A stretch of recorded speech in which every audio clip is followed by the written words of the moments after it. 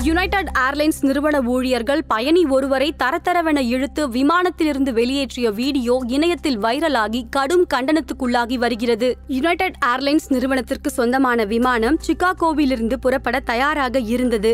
United airlines நிறுவனத்தில் பணிபுரியும் ஊழியர்கள் சிலருக்கு விமானத்தில் உட்கார இடம் இல்லாததால் பயணிகள் சிலரை வலுக்கட்டாயமாக வெளியேற்ற முடிவு செய்ததாக கூறப்படுகிறது. மேலும் யுனைடெட் ஏர்லைன்ஸ் நிறுவனம் கூடுதலாக 4 டிக்கெட்டுகளுக்கு அனுமதி வழங்கியதுதான் இந்த பிரச்சனைக்கு முக்கிய காரணம் என்கின்றனர் பயணிகள் சிலர் நடந்த சம்பவம் குறித்து பகிர்ந்தபோது விமான ஊழியர்கள் சிலர் அவர்களுக்கு உட்கார இடம் இல்லாத காரணத்தினால் பயணிகளிடம் பயணத்தை ரத்து செய்தால் பணம் தருவதாக பேரம் பேசினர். பயணிகள் யாரும் அதற்கு முன்வரவில்லை. பயணி ஒருவரிடம் விமான ஊழியர்கள் பயணத்தை ரத்து செய்யுமாறு கேட்டபோது வாக்குவாதம் ஏற்பட்டது. இதனைத் தொடர்ந்து பயணியை தரதரவென இழுத்து சென்று விமானத்தில் இருந்து வெளியேற்றினர். பயணிக்கு உடலில் காயங்கள் ஏற்பட்டது என்றனர். இந்த காட்சியை விமானத்தில் இருந்த பயணி ஒருவர் வீடியோ எடுத்து ட்விட்டரில் பகிர்ந்தார். வீடியோ வைரலாகி யுனைடெட் ஏர்லைன்ஸ் நிறுவனத்திற்கு கடும் கண்டனங்கள் எழுந்துள்ளன.